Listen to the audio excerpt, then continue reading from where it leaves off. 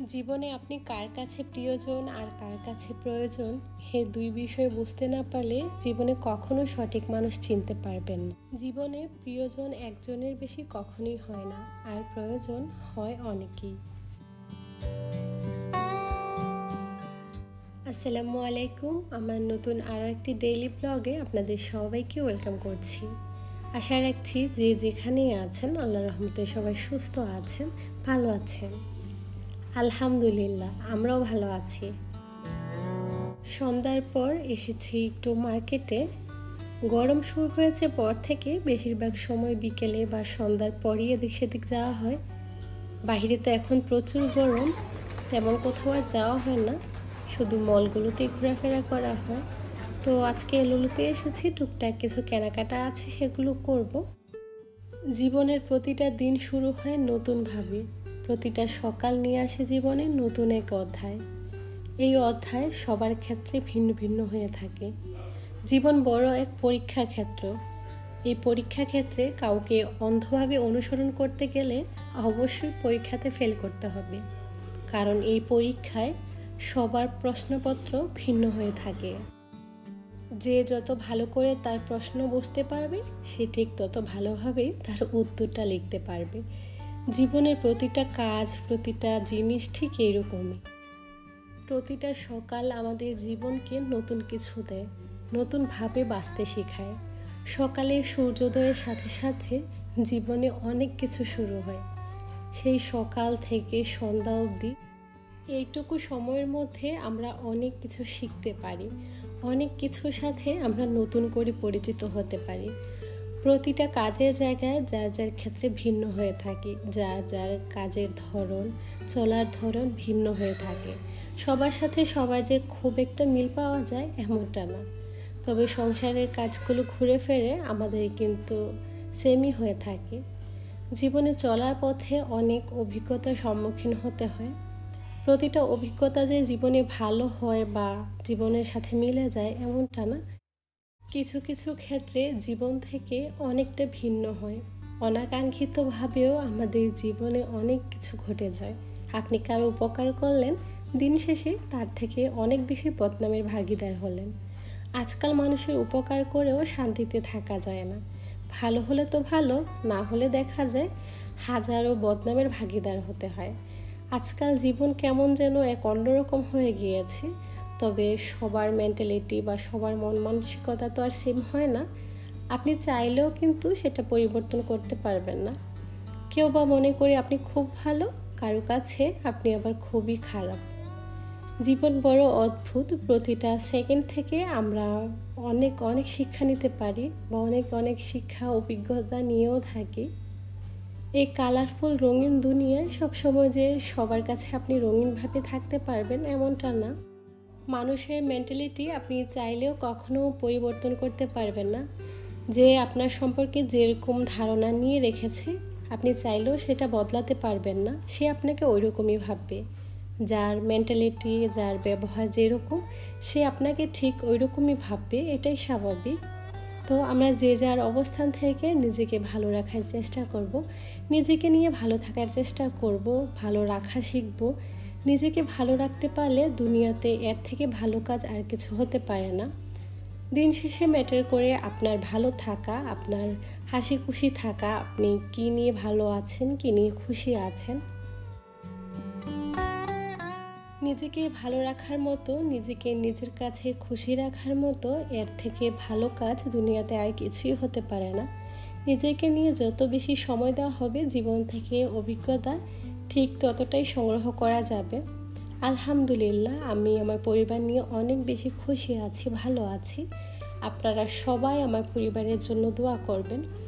দেখা যায় অনেক সময় নিজের কাছেও খুব ভালো লাগে। আমরা যেহেতু মানুষ, খারাপ লাগে, ভালো লাগে, দুটো মিলিয়ে হতাশা কিন্তু আমাদেরকে গ্রাস করেই ফেলে। দিন শেষে আমরাও মানুষ, আমাদের মধ্যেও পেরেশানি থাকে, এটা নেই সেটা নেই, হাজারো কমপ্লেন থাকে। তারপরও আলহামদুলিল্লাহ, মহান আল্লাহ পাক যেভাবে রেখেছেন, আপনারা সবাই দোয়া করবেন। যাই হোক, আজকে অনেক কথাই আপনাদের সঙ্গে বলে ফেললাম। নিজের ক্ষুদ্র অভিজ্ঞতা, ক্ষুদ্র জ্ঞান থেকে আমি যতটুকু অভিজ্ঞতা সংগ্রহ করতে পেরেছি বা দেখেছি, সেটাই আপনাদের সঙ্গে কিছুটা শেয়ার করেছি। আমার যদি কোনো ভুল হয়ে থাকে প্লিজ আপনারা ক্ষমা সুন্দর দৃষ্টিতে দেখবেন। নিজের এই ক্ষুদ্র জ্ঞান থেকে কিছুটা বলার চেষ্টা করেছি, জানি না কতটুকু গুছিয়ে বলতে পেরেছি, তবে আমি জানি আমার আপু ভাইয়ারা আমার থেকে 1000 গুণ বেশি ভালো জানেন। তবুও আমি যেহেতু এখানে কাজ করছি সেটা থেকে কিছুটা মনের কথা আপনাদের সঙ্গে শেয়ার করতে পেরে আমার কাছে খুব ভালো লাগছে। আসলে জীবনে অনেকবার ধোঁকা খেয়েছি, শিখেছি। চলাফেরার ক্ষেত্রে মানুষের সঙ্গে যখন মিশেছি তখন বুঝতে পেরেছি যে সব জায়গায় আসলে ভালো হয়ে থাকার কোনো দরকার নেই। আপনি যেরকম ওই রকমই থাকার চেষ্টা করবেন, এটাই না জীবনের সব থেকে বেশি ভালো এবং মনের শান্তির একটা জিনিস।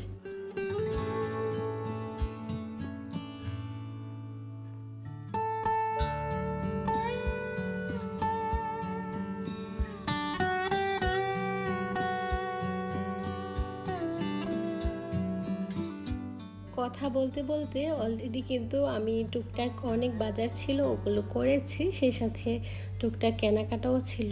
লুলুর উপরেও গিয়েছিলাম, ওইখানে কিছু কাপড় চোপড় কেনার প্রয়োজন ছিল, ওই বাচ্চাদের জন্য কিছু ড্রেসও নিয়েছি। তো এগুলো নিয়ে বাসায় আসতে আসতে প্রায় 9:30টার মতো বেজে গিয়েছে।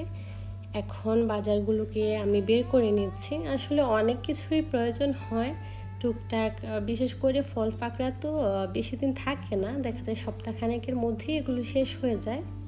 পরে আবার ওই তো বৃহস্পতিবার বা শুক্রবার করে গিয়ে আবার নিয়ে আসি, অনেক সময় দেখা যায় তার আগেও শেষ হয়ে যায়।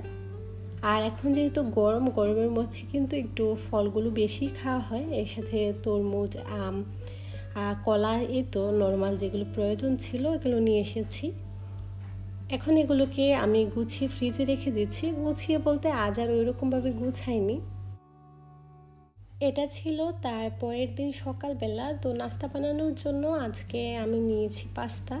ভাবলাম সকালে একটু পাস্তা রান্না করব।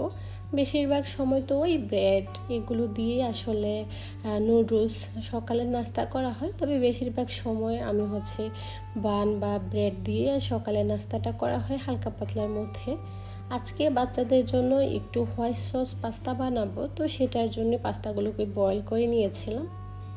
তারপর আমি এই তো অফ ক্যামেরায় রান্নাটা করে নিয়েছি, সেই সাথে বাচ্চাদেরকেও খাবার দিয়ে দিয়েছি। ওরা এখানে ফোন দেখছিল, সেই সাথে খাবারটাও খাচ্ছিল।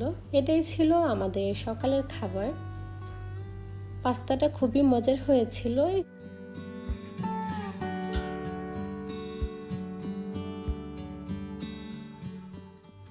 খাওয়া দাওয়া শেষ করে সকালে যে থালাবাটিগুলো জমেছিল ওগুলোকে এখন ক্লিন করে নিচ্ছি। এই কাজটা সাথে সাথে করে নিলে পরে কিন্তু রান্না বান্না করতে দুপুরের তেমন একটা ঝামেলা হয় না, তা না হলে সবগুলো একসাথে জমে গেলে রান্নার কাজগুলো করতে, কাটাকুটি করতে অনেকটা অসুবিধা হয়ে যায়। তো আমি খাওয়া দাওয়া শেষ করে কিছু সময় রেস্ট করছিলাম, তারপর এগুলোকে ধুয়ে ক্লিন করে নিয়েছি। এতে করে সিঙ্কটাও খালি থাকবে, কাজকর্মগুলো গুছিয়ে করতে পারবো। এই তো সিঙ্কটাও ক্লিন হয়ে গিয়েছে। সেই সাথে এখানে আমি কিছুদিন আগে স্পঞ্জগুলো রাখার জন্য একটা স্ট্যান্ড এনেছিলাম, এটা খুবই ভালো পড়েছে। যে কোনো জায়গায় ইজিভাবে এটাকে হ্যাং করা যায়, তো এটাও একটু ক্লিন করে দিচ্ছিলাম।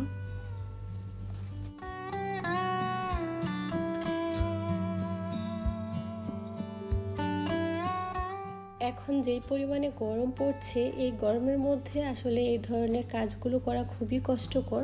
প্রথম দিকে দেখা যায় বেশ অনেকক্ষণ পানিটা ছেড়ে রাখতে হয়, পানিটা কিছু সময় পড়ে গেলে একটু ঠান্ডা হয় হালকা, তখন কাজকর্মগুলো করা যায় বা ধোয়া যেগুলো থাকে ওগুলো করতে হয়। এখন তো খুবই গরম পড়ছে, যে গরম অসহ্যনীয়। কি আর করা, খাওয়া দাওয়া তো, রান্না বান্না তো আর বন্ধ থাকবে না, ওগুলো তো প্রতিদিনকার রোজকারই কাজকর্ম। এই তো আমি সিঙ্কটাকে ক্লিন করে নিয়েছি। এই বাসার কিচেনটা এত ছোট যে কোনো কাজকর্ম করে রেখে দিলে পরে অন্য কাজ করতে একদমই শান্তি পাওয়া যায় না। যখন এটা তখনই করে ফেলতে হয়, যেহেতু স্পেসের একটু সমস্যা আছে। এই তো আমি এখানে এটাও লাগিয়ে নিয়েছি, সিঙ্কটাকে পরিষ্কার করে নিয়েছি। এখন দুপুরে রান্নাবান্নার কাজগুলো করে নেব।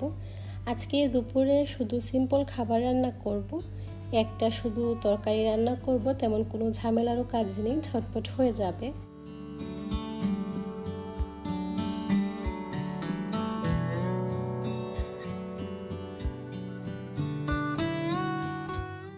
আজকে দুপুরে রান্না করার জন্য এখানে সবজি নিয়েছিলাম, ওগুলো আগে থেকে ছিলে পরিষ্কার করে নিয়েছি। এখন এগুলোকে ভালোভাবে ধুয়ে পরিষ্কার করে নিব। আর এগুলো বেশ ভালো ছিল, একেবারে ছোট সাইজের ছিল।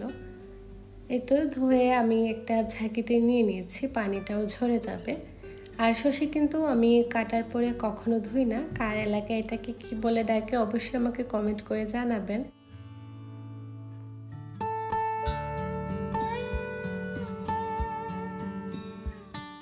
এই তো কাটাকুটা করে আমি দুপুরে রান্নাটা বসিয়ে দিব। এই গরমের মধ্যে যে সময় নিয়ে কিছু একটা রান্না করব সেটা আর হয়ে ওঠে না, এত পরিমাণে গরম। যত ঝটপটে আর অল্প সময়ের মধ্যে রান্না করা যায় ওটাই বেশিরভাগ সময় করে থাকি। আর এগুলো তো রান্না করতে খুবই ইজি, খুবই অল্প সময়ের মধ্যে রান্নাটা হয়ে যায়। আর গরমের মধ্যে তেমন কিছু খেতেও ইচ্ছে করে না, আসলে সিম্পল খাবারগুলি খেতে বেশি মজা লাগে।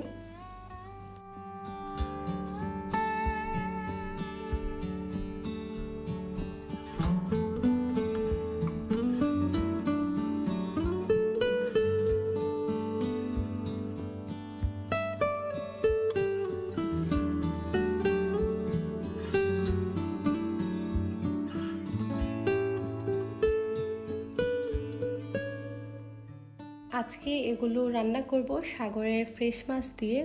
জুনাইদের বাবা নিয়ে এসেছিল দুপুরের দিকে, তো এগুলোকে ভালোভাবে আমি ক্লিন করে নিয়েছি।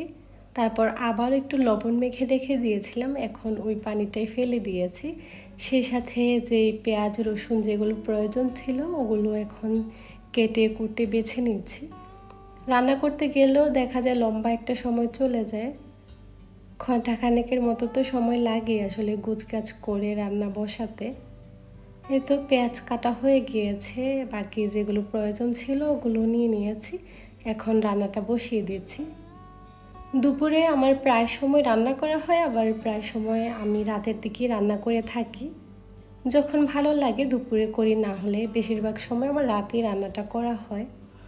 ওই তো যখন সময় ম্যানেজ করতে পারি বা ভালো লাগে তখনই রান্না করি।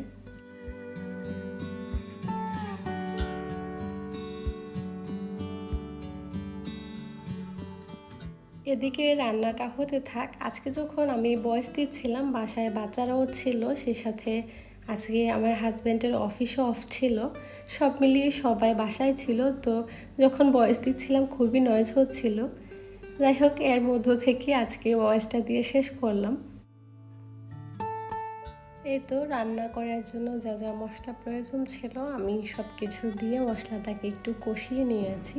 তারপর এর মধ্যে আগে থেকে কেটে রাখা সবজিগুলো দিয়ে নিলাম, আবারও নেড়েচেড়ে মিশিয়ে দিচ্ছি। আজকে আমি মাছগুলো ভেজে রান্না করব না, ভাবছি ফ্রেশ যেহেতু মাছগুলো এভাবে দিয়ে দিব। রান্নাটা কিছুটা হয়ে গেলে আমি মাছগুলো এর মধ্যে ধুয়ে যেগুলো ক্লিন করে রেখেছিলাম ওগুলো দিয়ে দিব।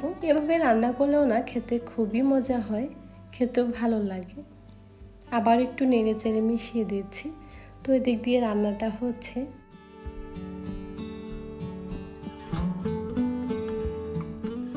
প্রতিদিন ভিডিওতে কি কথা বলবো সেটাই খুঁজে পাই না, এর ভয়ে ভিডিও দিতেও ইচ্ছে করে না। মনে হয় যে কি কথা বলবো, আসলে খুবই খারাপ লাগে, এর জন্য প্রতিনিয়ত ভিডিও করা হয় না। বেশ লম্বা একটা সময়ের পরপরই ভিডিওগুলো দিই। জানি না আপনাদের কাছে কেমন লাগে আমার ভিডিওটা। যদি আপনি এতক্ষণ অবধি দেখে থাকেন প্লিজ ভিডিওতে ছোট্ট করে একটা লাইক দিতে ভুলবেন না। এই তো এর মধ্যে আমার রান্নাটাও হয়ে গিয়েছে, ভাতও হচ্ছে। সবাই অনেক বেশি ভালো থাকবেন, আমাদের জন্য দোয়া করবেন। আজকের মতো এখানে বিদায় নিয়ে নিচ্ছি। আল্লাহ হাফিজ।